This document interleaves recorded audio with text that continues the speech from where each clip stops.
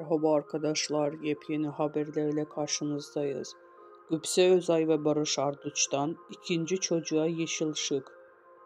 Gupse Özay ve Barış Arduç, Çeşme'de deniz keyfi yaparken görüntülendi.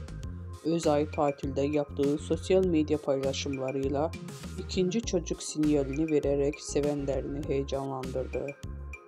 Yaz aylarını Çeşme'deki evinde geçiren Gupse Özay ve Barış Arduç, önceki gün Portalıçatı'daki bir plajdaydı. Çift birlikte denize girerken objektiflere yansıdı. Barış Arduç görüntülendiklerini fark edince eşine muhabirlere gösterdi.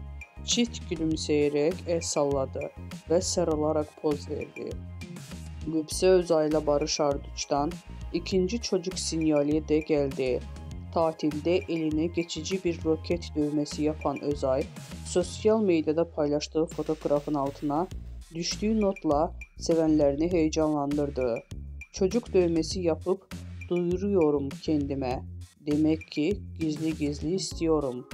Bizden bu kadar arkadaşlar. Videoların devamını gelmesini istiyorsanız da kanalımıza abone olmayı unutmayalım. Hoşça kalın.